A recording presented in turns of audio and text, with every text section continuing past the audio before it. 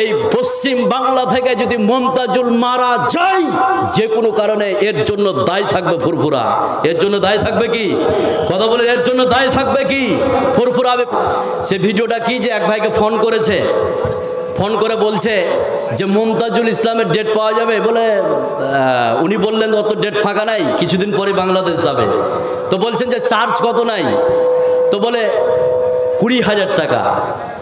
তো 20,000 টাকা চার্জ নাই, তো বলছে ডেট একটা দিতে হবে। বলে না, রমজানের আগে কোনো ডেট নাই, রমজান পরেই। আওয়াজটা খারাপ হয়ে গেল ভাই, মাইকম্যান ভাই, মাইকম্যান ভাই একটু আওয়াজটা ঠিক করেন। তো যে রমজান আগে কোনো ডেট হবে না। এবার ওই লোকটা ফোনের মধ্যে বলছে যে যাকে ফোন করেছে আনিকুল ভাইকে, বলে তোমাকে আর তোমার জন্য আর মমতাজুলের জন্য 2টি কবর খুলে রেখেছি। কয়টি? কথা বলুন। 2টি। ওই কবরে তোমার দুজনকে কি করব? কথা বলুন। ভরে দিব কাফনের কাপড় পরিয়ে, এভাবে হুমকি দিয়েছে। শুনেছেন আপনারা? সোশ্যাল মিডিয়ায় এটা ভাইরাল হয়েছে। এই তো কালকে কি পরশুই ভিডিওটা ছেড়েছে। আমি আজকে পরিষ্কার করে বলতে চাই, এই সোশ্যাল মিডিয়ার ব্যাপারে আমি বাড়াবাড়ি করতে চাই না, আমি বাড়াবাড়ি করতে চাই না, কিন্তু আমি এই কথা বলতে চাই, এই পশ্চিম বাংলা থেকে যদি মমতাজুল মারা যায় যে কোনো কারণে এর জন্য দায়ী থাকবে ফুরফুরা। এর জন্য দায়ী থাকবে কি? কথা বলে, এর জন্য দায়ী থাকবে কি? ফুরফুরা। আমি পরিষ্কার করে বলতে চাই, ফুরফুরার যারা অনুসারী হন আমি বারণ করছি না, আপনার পছন্দ হয়েছে আপনি খুব করেন, আমি আপনাকে বলতে যাচ্ছি না, কিন্তু মমতাজুল আমাদের দিনী ভাই। মমতাজুল কি? কথা বলুন। দিনী ভাই। একে হুমকি দিয়েছে মারার, যে কবর খুঁড়ে রেখেছি, আজ হোক কাল হোক মমতাজুলের উপরে বিপদ আসলে এর জন্য ফুরফুরা দায়ী থাকবে। আমি পশ্চিম বাংলার সরকার মমতা ব্যানার্জিকে বলতে চাই, আমি সোশ্যাল মিডিয়ার মাধ্যমে, যে মমতাজুলকে এভাবে হুমকি দিচ্ছে, আজ হোক কাল হোক তার যদি কোনো ক্ষতি করে বা তাকে মারতে চায়, তাহলে এর জন্য দায়ী থাকবে কে? কথা বলেন, দায়ী থাকবে কে? আমি আজকে পরিষ্কার করে বলতে চাই, এই মমতাজুলকে যদি এভাবে মারা হয়, শুধু আমাদের এই মালদা থেকে নয়, গোটা বাংলা থেকে প্রতিবাদ উঠবে। আছে না নাই? কথা বলেন, আছে না নাই? এইভাবে তাকে বলছে যে তাকে লাশ বানিয়ে কবরে ঢুকিয়ে দেবো।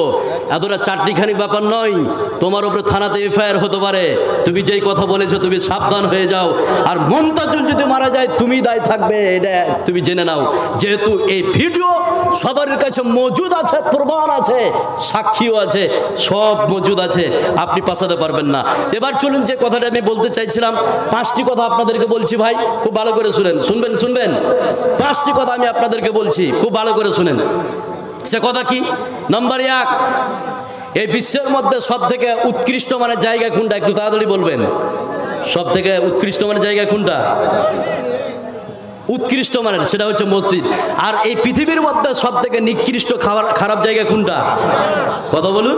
বাজার। 1 নম্বর। নাম্বার 2, খুব ভালো করে শুনেন, খুব তাড়াতাড়ি বলছি। নাম্বার 2, বিশ্বনবী বলছেন, কেউ যদি এক টুকরা খেজুর বুঝছেন, একটা খেজুরকে অর্ধেক করলে 1 টুকরা হয় কিনা, তো কেউ যদি 1 টুকরা খেজুর আল্লাহর রাস্তায় দান করে, আর ওই খেজুরের টুকরাটা যদি হালাল টাকার হয়ে থাকে, তাহলে আল্লাহ ওই দানটাকে নিজ ডান হাতে কবুল করে। কে কবুল করে? আল্লাহ কবুল করে। তাহলে এখানে যতগুলো লোক আপনারা বসে আছেন, 1 টাকা যদি দান করেন, আর ওই টাকাটা বলছি যে আরে দিয়ে চলে আসেন, টাইম খুব অল্প। হ্যাঁ বলছি, যে ওগুলোই কথা বলছি, টোটাল হয়নি ভাই, আমি বলছি তো এখনই বলছি যে আশ্চর্য লোক। তো কেউ যদি 1 টাকা দান করে, এখানে যতগুলো লোক আছেন 1 টাকা যদি দান করেন, আর ওই টাকাটা যদি হালাল টাকার হয়ে থাকে, তাহলে ওই দানটা স্বয়ং কে কবুল করে? আল্লাহ। কার হাতে দিলেন?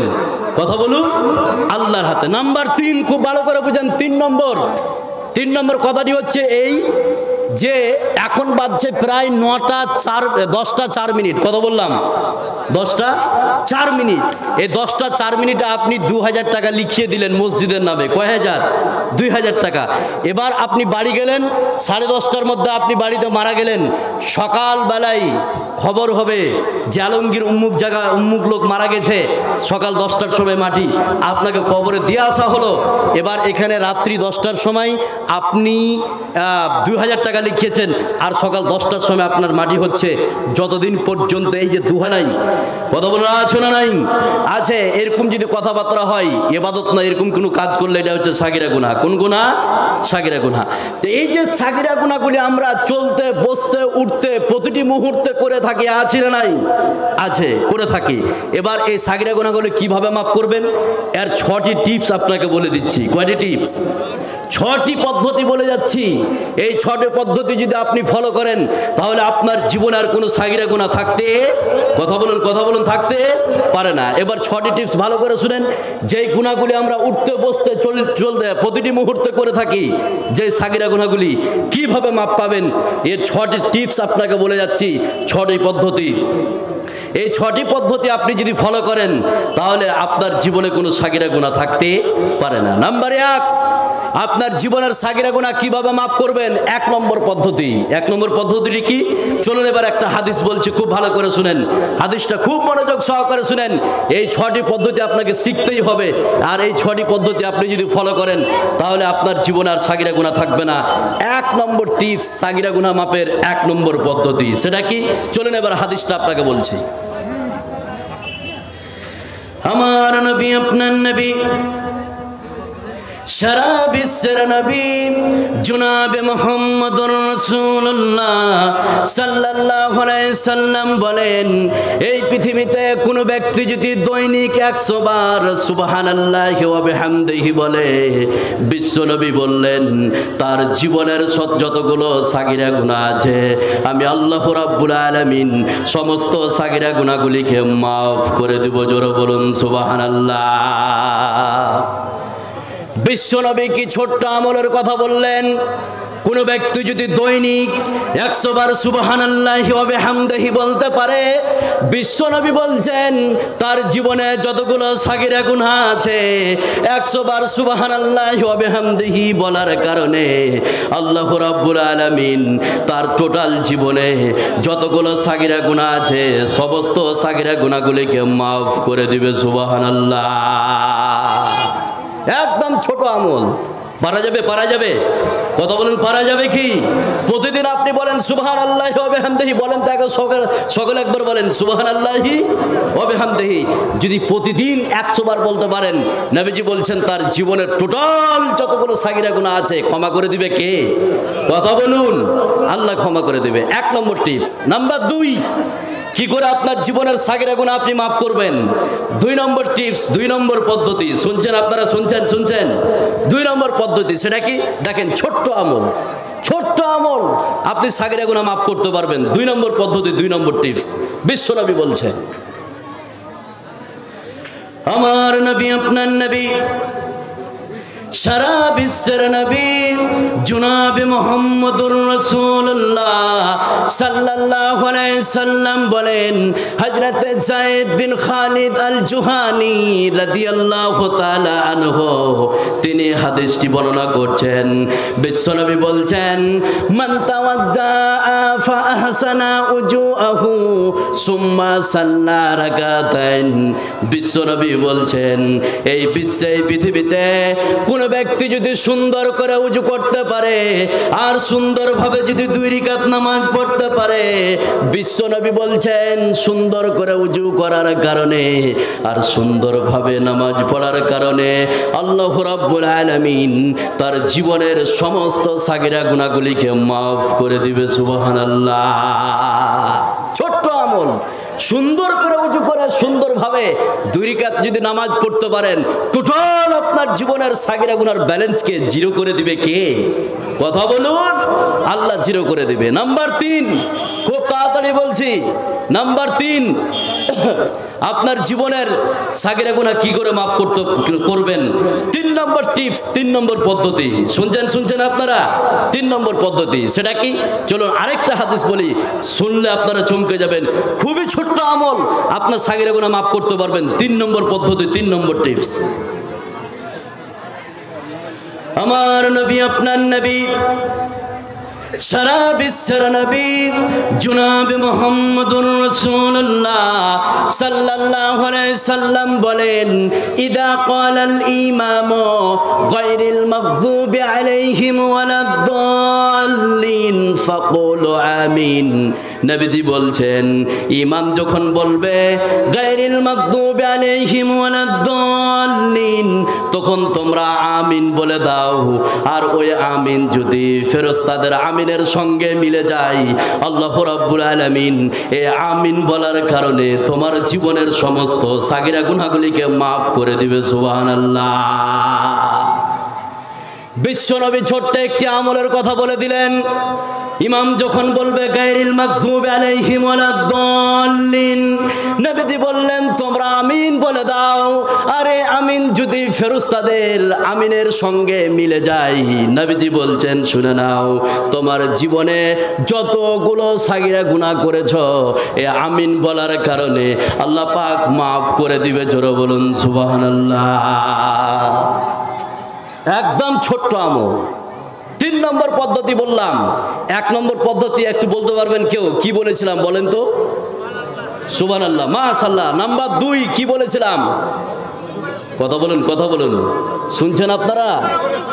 মাশাআল্লাহ। আর 3 নম্বরে কি বললাম? জোরে আমিন বলা।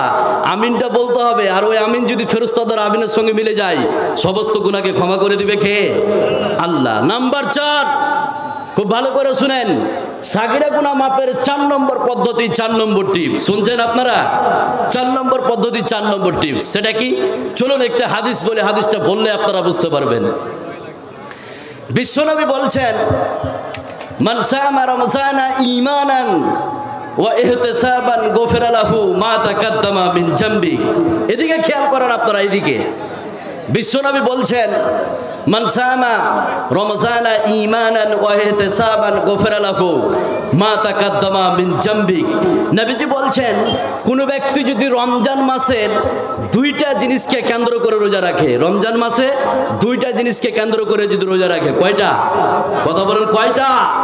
2টা। 1 নম্বর হচ্ছে ঈমান, আর দ্বিতীয় হচ্ছে ইহতিসাব। ঈমানকে কেন্দ্র করে আর নেকির উদ্দেশ্যে কোন ব্যক্তি যদি রমজান মাসে রোজা রাখতে পারে, বিশ্বনবী বলছেন তার পূর্বে যতগুলো সাগিরা গুনাহ ছিল সমস্ত সাগিরা গুনার ব্যালেন্সকে জিরো করে দিবে কে? কথা বলেন, জিরো করে দিবে কে? এটা 4 নম্বর পদ্ধতি, যে রমজান মাসে কেউ যদি রমজান মাস পেয়ে গেল, 2টা জিনিসকে কেন্দ্র করে যদি রোজা রাখে, ঈমান আর ইহতিসাব, ঈমানকে কেন্দ্র করে আর নেকির উদ্দেশ্যে, তাহলে বিশ্বনবী বলছেন তার জীবনের সমস্ত গুনাহকে মাফ করবে কে? আল্লাহ। নাম্বার 5, খুব ভালো করে শুনেন, আপনার জীবনের সাগিরা গুনাহ কি করে মাফ করবেন? আপনার জীবনের সাগিরা গুনাহকে কিভাবে ডিলিট করবেন? 5 নম্বর টিপস, 5 নম্বর পদ্ধতি। সেটা কি? চলুন, আল্লাহ বলছেন, একটা আয়াত বললে আপনারা বুঝতে পারবেন যে সাগিরা গুনাহ কিভাবে মাফ করবেন। কথা বললেন না ভাই, কথা বললেন না, ডিস্টার্ব হয়েছে। 5 নম্বর পদ্ধতি, কি করে আপনার সাগিরা গুনাহ মাফ করবেন, আল্লাহ পাক সে কথা কোরআনের মধ্যে বলছেন। আল্লাহ রাব্বুল আলামিন বলেন, وَإِن تُبْدُوا الصَّدَقَاتِ فَنِعِمَّا هِيَ وَإِن تُخْفُوهَا وَتُؤْتُوهَا الْفُقَرَاءَ فَهُوَ خَيْرٌ لَكُمْ وَيُكَفِّرُ عَنكُم مِّن سَيِّئَاتِكُمْ। আল্লাহ রাব্বুল আলামিন বলেন, শুনে নাও, সাগিরা গুনার 5 নম্বর পদ্ধতি। আল্লাহ বলছেন, তোমরা প্রকাশ্যে দান করো অথবা গোপনে দান করো, যেমন অবস্থায় তোমরা দান করো না কেন, এই দান করার কারণে আল্লাহ রাব্বুল আলামিন তোমার জীবনের সমস্ত সাগিরা গুনাহগুলিকে মাফ করে দিবে। জোরে বলুন সুবহানাল্লাহ। 5 নম্বর পদ্ধতি একদম ছোট্ট। আল্লাহ পাক বলছেন, তোমরা প্রকাশ্যে দান করো অথবা গোপনে, যেইভাবে তোমরা দান করো না কেন, আল্লাহর রাস্তায় শুধু তোমরা দান করে দাও। এই দান করার কারণে আল্লাহ রাব্বুল আলামিন তোমার জীবনের সমস্ত সাগিরা গুনাহকে আল্লাহ পাক মাফ করে দিবে। জোরে বলুন সুবহানাল্লাহ। প্রকাশ্যে দান বা গোপনে, এখানে অ্যাডিশনাল একটা কথা বলি, তাহলে আপনারা বুঝতে পারবেন। প্রকাশ্যে দানের থেকে গোপনে দান ভালো, আছে না নাই? কথা বলে আছে না নাই? বিশ্বনবী বলেছেন যে কিয়ামতের দিন 7 শ্রেণীর ব্যক্তি আরশের নিচে ছায়া পাবে। শুনেছেন আপনারা? শুনেছেন? তার মধ্যে একজন হচ্ছে সেই ব্যক্তি যে গোপনে দান করে। কিসে গোপনে? যে ব্যক্তি গোপনে দান করে সে ব্যক্তি আরশের নিচে ছায়া পাবে। প্রকাশ্যে দান করা তখনই ভালো, প্রকাশ্যে দান করা তখনই ভালো। আপনি এখানে 5,000 টাকা দিবেন, আপনার দেখা দেখে যদি কলিমুদ্দিন 10,000 টাকা দেয়, এই ক্ষেত্রে আপনার জন্য প্রকাশ্যে দান করা কি? কথা বলেন, প্রকাশ্যে দান করা কি ভালো? 5 নম্বর টিপস বললাম। নাম্বার 6, আপনি জীবনে যে সাগিরা গুনাহগুলি করেছেন, উঠতে বসতে চলতে প্রতিটি মুহূর্তে, কি করে আপনি ক্ষমা করবেন? 6 নম্বর টিপস, 6 নম্বর পদ্ধতি। সেটা কি? খুবই সহজ পদ্ধতি। দেখেন কত সহজ, বিশ্বনবী বলে দিয়েছে যে 6 নম্বর পদ্ধতি কিভাবে আপনার সাগিরা গুনাহ মাফ করবে। একটা হাদিস বললে বিষয়টা ক্লিয়ার বুঝতে পারবেন যে সাগিরা গুনাহ কি করে আপনি মাফ করবেন। আমার নবী, আপনার নবী, সারা বিশ্বের নবী জনাবে মুহাম্মদুর রাসূলুল্লাহ সাল্লাল্লাহু আলাইহি সাল্লাম বলেন, হযরত আবু হুরায়রা রাদিয়াল্লাহু তাআলা আনহু তিনি হাদিসটি বর্ণনা করছেন। তিনি বলছেন, বিশ্বনবী বলেন, নবীজি বলেন, রাস্তা দিয়ে একজন ব্যক্তি চলছিলেন। রাস্তা দিয়ে চলতে চলতে চলতে চলতে রাস্তার মধ্যে তিনি একটি কাঁটাযুক্ত ডাল দেখতে পেলেন। বিশ্বনবী বললেন লা ইয়াজুরু রাজুলান মুসলিমান। নবীজি বলছেন ওই রাস্তা থেকে কাঁটাযুক্ত ডালটিকে সরিয়ে দিলেন এই উদ্দেশ্যে যেন কোনো মুসলমানের কষ্ট না হয়।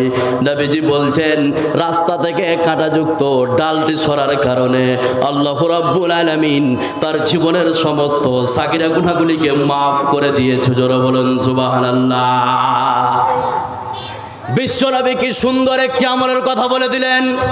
নবীজি বলছেন রাস্তা থেকে খালি ওই ব্যক্তি কাঁটাযুক্ত ডালটিকে সরার কারণে আল্লাহ রাব্বুল আলামিন তার জীবনের যতগুলো সাগিরা গুনাহ ছিল আল্লাহ রাব্বুল আলামিন সেটাকে ক্ষমা করে দিয়েছেন। এবার আপনি বলুন, আপনার বাড়ির সামনে যে রাস্তা আছে এই রাস্তার অবস্থা ভালো না খারাপ? কথা বলুন, ভালো না খারাপ? কথা বলুন, ভালো না খারাপ? খারাপ আছে। আমি আজকে পরিষ্কার করে বলতে চাই, বিশ্বনবী বলছেন রাস্তা থেকে হটিয়ে দিল একটা কাঁটাযুক্ত ডাল, সাগিরা গুনাহ মাফ। এবার আপনাকে বলছি, 10 দিন আপনার পায়ে উজুট লাগছে, ইটটা রাস্তা থেকে সরাইতে পারেন না, এরকম লোক আছে না নাই? কথা বলেন, আছে না নাই? আছে। আমি ওই সব দোকানদারকে আমি হুঁশিয়ারি দিতে চাই, বলতে চাই এভাবে, যারা সকালবেলায় দোকান খুলে শাটারটাকে উঠিয়ে ঝাড়ু দিয়ে সমস্ত নোংরা আবর্জনা রাস্তার ধারে তাকে জমা করে রেখে দেয়, এরকম লোক আছে না নাই? কথা বলেন, আছে না নাই? আজকে কান ধরে তওবা করেন, জীবনে এই কাজ করবেন না। মানুষকে কষ্ট দেওয়া হচ্ছে কাবিরা গুনাহ। মানুষকে কষ্ট দেওয়া কি কাবিরা গুনাহ। বেটা, তোমার হাত কি লুল্লা হয়ে গেছে? তোমার কি হাত কি টানা হয়ে গেছে? তুমি কি লুল্লা যে তুমি ঝাড়ু দিয়ে তুমি রাস্তার মধ্যে রেখেছো? রাস্তা তোমার বাপের নয়, ওর বাপের।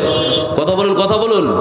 তো এই রাস্তার মধ্যে কোনো কষ্টদায়ক জিনিস রাখা যাবে না। আমাদের সমাজে আরেকটি জিনিস দেখবেন, ধান যখন ডুবে যায়, যখন ডোভা জমিতে আমরা ধান লাগাই না, পানি হওয়ার পরে সেটাকে কাটা হয় কাবার করে। বুঝেন?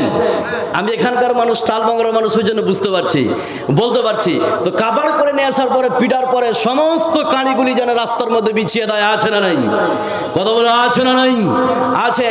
ওই বেটার কানকে ধরিয়ে একটা সাইকেল দেন, আর ওর মোটা বউকে সাইকেলের পিছনে বসিয়ে দেন, আর 10 পাক খালি চালাতে বলেন, দেখেন ওর শক্তি কত আছে। ও বুঝতে পারবে কত কষ্ট হয়, আছে না নাই? কথা বলে, আছে না নাই? গাড়ির ওপরে সাইকেল চলে, চারটিখানে ব্যাপার নয়। ভারী লাগে কি লাগে না? লাগে। তো এগুলো কাজ করা যাবে না। যাবে না। তো এই 6টি পদ্ধতি আপনি যদি অবলম্বন করেন, আপনার টোটাল জীবনের সাগিরা গুনাহকে ক্ষমা করে দিবে কে? কথা বলুন, আল্লাহ। এটা ছিল সাগিরা গুনাহ মাপের পদ্ধতি। এটা একটা পাঠ হয়ে গেল। এবার চলুন, কাবিরা গুনাহ, মস্ত বড় গুনাহ, এগুলো মানুষ করে থাকে অহরহর। কোনগুলো কাবিরা গুনাহ আর কিভাবে মাপ নেবেন এটা শুনবেন, আপনারা শুনবেন। এবার চলুন কাবিরা গুনাহ কোনগুলি আপনাকে দেখিয়ে দিচ্ছি, আর কিভাবে আপনি মাপ করবেন। তাহলে সাগিরা গুনাহ কোনগুলো, মাপের পদ্ধতি বলে দিলাম, কাবিরা গুনাহ কোনগুলো এবং এর পদ্ধতি বলে দিব। তাহলে আপনার জীবনে আর কোনো গুনাহ থাকতে কথা বলুন, কোনো গুনাহ থাকতে পারে না। এবার চলুন, কাবিরা গুনাহ, মস্ত বড় গুনাহ, বড় গুনাহ কোনগুলি? এবার কাবিরা গুনাহ কাকে বলা হয় এটা আমরা একটু শিখে নিই। শিখবেন আপনারা? চলুন আমরা জেনে নিই যে কাবিরা গুনাহ কাকে বলা হয়। কাবিরা গুনাহ বলা হয় ওকেই যেই গুনাহ করলে আল্লাহ পাক দুনিয়াতে এবং আখেরাতে শাস্তির কথা বলে দিয়েছে। কথা বুঝছেন আপনি? বুঝছেন? যেই গুনাহ করলে আখেরাতে এবং দুনিয়াতে শাস্তির কথা বলা হয়েছে, সেই গুনাহটা করলে, সেই গুনাহটা কোন গুনাহ? কথা বলুন, কাবিরা গুনাহ। এবার একটা একটা করে আপনাকে দেখাচ্ছি কাবিরা গুনাহ কোনগুলি। আপনি শুনলে অবাক হয়ে যাবেন যে কাবিরা গুনাহ আমরা অহরহ মনে করে থাকি, প্রায় মানুষ করে থাকি আমরা কাবিরা গুনাহ। যেই কাবিরা গুনাহ করলে তার জন্য শাস্তি অবধারিত করে দিয়েছে কে? কথা বলুন, আল্লাহ। এবার চলুন, কাবিরা গুনাহ নাম্বার 1, কাবিরা গুনাহ মস্ত বড় গুনাহ, বিরাট গুনাহ। সেটা কি? সে কথা আল্লাহ পাক কোরআনে কারীমের মধ্যে বলে দিয়েছেন। আল্লাহ রাব্বুল আলামিন বলেন, ইন্নাহু মান ইউশরিকু বিল্লাহি ফাকাদ হারামাল্লাহু আলাইহিল জান্নাতা ওয়া মাওয়াহুন নারু ওয়া মা লিয-যালিমিনা মিন আনসার। আল্লাহ রাব্বুল আলামিন বলেন, শুনে নাও কাবিরা গুনাহ, যে ব্যক্তি আল্লাহর সঙ্গে শিরিক করবে আল্লাহ রাব্বুল আলামিন তাদের জন্য জান্নাতকে হারাম করে দিয়েছেন আর তার জন্য জাহান্নামকে অবধারিত করে দিয়েছেন। তাহলে এই বিশ্বে পৃথিবীতে যারা শিরিক করে মারা যাবে আল্লাহ রাব্বুল আলামিন তাদের জন্য জাহান্নামকে হারাম করে জান্নাতকে হারাম করে দিয়েছে। জোরে বলুন নাউযুবিল্লাহ। তাহলে 1 নম্বরে আমরা পেয়ে গেলাম কাবিরা গুনাহ, মস্ত বড় গুনাহ। যারা শিরিক করবে কি করবে? কথা বলুন, কি করবে? শিরিক করবে। তা আমাদের সমাজে শিরিক কিছু আছে, মুসলিম সোসাইটিতে ছোট শিরিক কিছু আছে না নাই? আছে। সেটা কেমন? কেউ বলে যে বাচ্চা ছেলের গায়ে পাটখুড়ি, বুঝেন আপনারা, ঠেকাতে হয় না। মা বলছে, এই মরা তুই আর গায়ে পাটখুড়ি কেন ঠেকাচ্ছিস? আছে না নাই? পাটখুড়ি থাকলে কি হবে বলেন তো? পাতলা হয়ে যাবে। তো যারা হার্বাল কোম্পানির ওষুধ খাচ্ছে মোটা 1.5 কুইন্টাল ওজন, তাকে 10 জন মিলে পিটেন না পাটখুড়ি দিয়ে, হয় কিনা দেখেন। প্রয়োজন আছে না নাই? কথা বলে আছে না নাই? আছে। যদি এটাই যদি হয় যে পাটখুড়ি ঠেকালে পাতল হয়ে যাবে, মিহি হয়ে যাবে, যে 2 কুইন্টাল ওজন তাকে 10 জনে পিটেন পাটখুড়ি দিয়ে, দেখেন তো কতখানি পাতল হয়। এই আকীদা যে করবে, যে এই কথা যে বিশ্বাস করবে, সে শিরক করলো। এরকম আকীদা আছে না নাই? কথা বলে আছে না নাই? আছে। অনেকে বলে একটা বাচ্চা ছেলে গলিতে বা আগনাতে দাগ কাটছে কোন খড়ি দিয়ে, কাটে কিনা? তখন অনেক মানুষ বারণ করে না, কি বলে বলেন তো? কি বলে? ঋণ হবে। এই আকীদা যে করবে সে ব্যক্তি শিরক করলো, এই মন্তব্য করা হচ্ছে শিরক। সকালবেলায় দোকান খুলেছেন, শাটারটা উঠিয়েছেন, আর এমন সময় কলিমুদ্দিন যে বলছে, ভাই আমার বাড়িতে মেহমান চলে এসেছে, চিনি নাই, চা করবো, হাফ কেজি চিনি দিতে হবে, টাকা নিয়ে আসেনি। বলে, বোকা তুই কাম পেয়েছিস, সাইড হয় না, তুই একদম ভরে এসেছিস, বাকি দেওয়া যাবে না। আমি আজকে পরিষ্কারভাবে বলতে চাই, এরকম যে দোকানদার মন্তব্য করলো সে শিরক করলো। এরকম আছে না নাই? কথা বলুন, আছে না নাই? অনেকে বলে পরীক্ষার দিন ডিম খেয়ে যাওয়া যাবে না। শুনেছেন আপনারা? কি হবে পরীক্ষার দিন ডিম খেলে? কথা বলুন, গোল্লা পাওয়া যাবে। এই মন্তব্য করলে শিরক হবে। অনেকে বলে যমজ কলা খাওয়া যাবে না। যমজ কলা বুঝেন, একসঙ্গে যুক্ত যমজ কলা খেলে কি হবে? একটু কথা বলুন, কি হবে? কথা বলুন তো। জামা ছেলে হবে, তাই না? তাহলে আপনি নিজেই ভাবুন, এই এলঙ্গি গ্রামে কম করে তো 5টা বাঞ্ঝা লোক বের হবে কি হবে না? আরে বেটা, তুমি ডাক্তারি খুলে দাও না জামা কলেজের, ওরা কি খাওয়াবো ওদের আগে হোক। মালদার কলকাতা ঘুরে বেড়াচ্ছে, আছে না নাই? কথা বলে আছে না নাই? মালদার কলকাতা কেন যাবে গাইনো ডাক্তারকে সে দেখাবে? যমজ কলার ভিতরে যদি এই শক্তি থাকে তাহলে কোনো গাইনো ডাক্তার বিশ্বে থাকতো না, আছে না নাই? মহিলাকে চিকিৎসা করে কোন ডাক্তার থাকতো নাই? তুমি অকি যমজ কলা খাও, যে বলছো যমজ কলা খাইলে জামা সন্তান হবে, তার স্ত্রী বাঞ্ঝা, এরকম লোক আছে না নাই? কথা বলে আছে না নাই? বেটা, তুমি তোমার স্ত্রীকে খাইয়ে দেখো না, কয়টা যমজ কলা না কয়টা বাচ্চা হয়। এই মন্তব্য যে করবে সে শিরক করলো। শিরক যারা বাবুনকে বা গণককে হাত দেখায়, আছে আপনাদের দিকে? আছে। গণককে হাত দেখায়, তো হাতে কি সব রাশি থাকে? হাতে কি রাশি থাকে? কথা বলে একটু হেনা না বলুন, হাতে কি রাশি থাকে? যে এই বেটা বলবে তাকে জুতা দিয়ে পিটান, হাতে কোনো রাশি থাকে না। রাশি কি? এটা রাশি। এই বিশ্বে, এই পৃথিবীতে আমি পরিষ্কার করে বলতে চাই, এই বিশ্বে, এই পৃথিবীতে হাজারো লোক পাবেন যাদের জন্মে সূত্র হাতও নাই, পা নাই। তাহলে কি তাদের কোনো ভাগ্য নাই? কথা বলে আছে না নাই? আছে। কোনো বাবুনকে আপনি হাত দেখালে এটা শিরক করবেন, যে হাত দেখে বলছে তোর 5টা বিয়ে হবে আর 25টা বাচ্চা হবে, তোর সামনে একটা বিপদ আছে। আছে না নাই? কথা বলে আছে না নাই? এই যে মন্তব্য করবে, হাত দেখাবে, সে শিরিক করলো। তাহলে শিরিক করে যারা মারা যাবে তাদের জন্য জান্নাতকে হারাম করে দিয়েছে কে? কথা বলুন, আল্লাহ হারাম করে দিয়েছে। 1 নম্বর কাবিরা গুনাহ। নাম্বার 2 কাবিরা গুনাহ, মস্ত বড় গুনাহ, বিরাট গুনাহ। 2 নম্বর, সেটা কি? খুব ভালো করে শুনেন। কাবিরা গুনাহ যেটা আমরা অহরহ করে থাকি, এখানে যতগুলো যুবক আছে প্রায় যুবক এই কাবিরা গুনাহটা করে থাকে। সেটা কি? এই বিশ্বে, পৃথিবীতে অনেক সন্তান আছে, মা বাপকে তো দানা দেয় না, ভাত দেয় না, এরপরও মা বাপের উপর অত্যাচার করা অনেক সন্তান আছে না নাই? কথা বলে আছে না নাই? আমি আজকে পরিষ্কার করে বলতে চাই, 2 নম্বর কাবিরা গুনাহ যারা যুবক আছে, হাতে ধরে বলছি, শুধু এই হাদিসটা শুধু শুনে নেন। যারা মা বাপের সঙ্গে বেয়াদবি করেছেন, কাবিরা গুনাহ করেছেন, এই কাবিরা গুনাহ যারা করেছেন আপনারা সাবধান হন। যেই কথাটা আমি বলতে যাচ্ছি, যার বাপের জমি 10 বিঘা, 5 বিঘা, 7 বিঘা জমি খাচ্ছে, এরপরেও ওই বুড়ো মানুষটার 20 বিঘা জমি থাকা সত্ত্বেও ওই বেটা বাবুর কাছে ভাত পায় না, এরকম মানুষ আছে না নাই? কথা বলে আছে না নাই? বাড়ি করে দিয়েছে, 20 বিঘা জমি আছে, সে এরকম হাজারো লোক আছে যারা রাস্তাঘাটে ভিক্ষা করে খায়, এরকম আছে না নাই? আছে। এরা হচ্ছে কাবিরা গুনাহ। যারা বউর কারণে মাকে অশান্তি করেছো, মায়ের উপর অত্যাচার করেছো, তুমি জেনে রাখো এটা হচ্ছে কাবিরা গুনাহ। আর এই কাবিরা গুনাহ যারা করেছে, পৃথিবীতেও তাদের জন্য বিপদ, আখেরাতেও তাদের জন্য কি? কথা বলুন, বিপদ। পৃথিবীতেও বিপদ, আখেরাতেও বিপদ। বিশ্বাস করেন? বিশ্বাস করেন? দেখেন, আখেরাতের বিপদটা আমি বলছি পরে, এবার পৃথিবীর যে বিপদ আসবে এই কাবিরা গুনাহ করলে, যারা কাবিরা গুনাহ করেছে, মায়ের সঙ্গে যারা বেয়াদবি করেছে, কাবিরা গুনাহ করেছে, এর জন্য পৃথিবীতে বিপদ। সেটা কি? এবার বিপদটা ভালো করে বলছি, খুব ভালো করে শুনেন। আর যারা মার উপরে জুলুম করেছো, অন্যায় করেছো, আর ওই মা যদি খালি একবার তোমার জন্য খারাপ দোয়া করে দেয়, তাহলে এই বিশ্বে তোমার উপরে বিপদ শুরু করে দিবে কে? কথা বলুন, শুরু করে দিবে কে? এর প্রমাণ, জাজ্জল্য প্রমাণ, হাতে হাতে প্রমাণ। একটি বুখারীর হাদিস বলছে, শুনলে আপনি অবাক হয়ে যাবেন। সেটা কি? এবার হাদিসটা আপনাকে বলছি, খুব ভালো করে শুনেন। বনী ইসরাইলের যুগে একজন ব্যক্তি ছিল, তার নাম ছিল জোরাইজ। তার নাম কি? কথা বলুন, তার নাম ছিল জোরাইজ। এই বিশ্বে, পৃথিবীতে 3 জন শিশু মায়ের কোলে কথা বলেছিল। কয়জন শিশু? কথা বলুন, 3 জন শিশু।